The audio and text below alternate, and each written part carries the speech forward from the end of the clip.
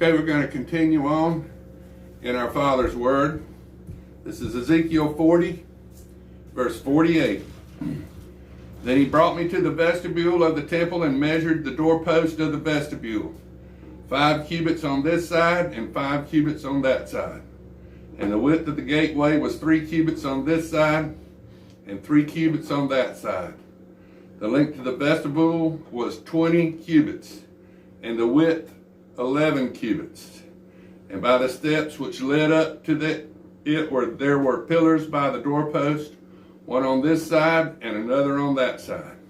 And this is Ezekiel 41. Then he brought me into the sanctuary and measured the doorposts, 6 cubits wide on one side and 6 cubits wide on the other side. The width of the tabernacle.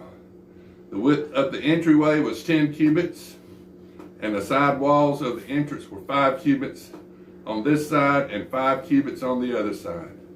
And he measured its length 40 cubits and its width 20 cubits.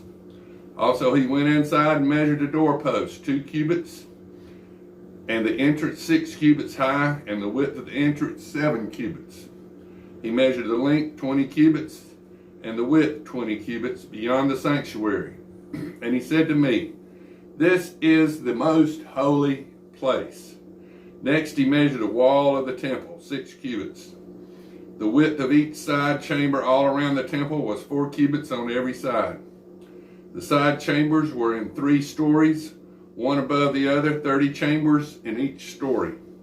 They rested on ledges which were of the side chambers all around, that they might be supported but not fastened to the wall of the temple. As one went up from one story to the next story, the side chambers became wider all around, because their supporting ledges in the wall of the temple ascended like steps. Therefore the width of the structure increased by 1, went up from the lowest story to the highest by the way of the middle one.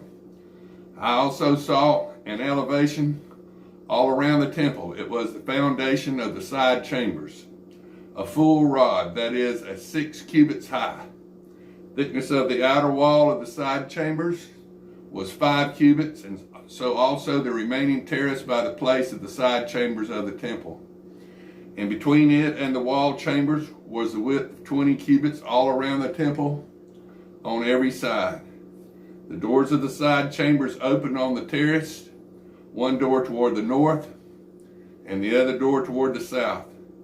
And the width of the terrace was 5 cubits all around. The building that faced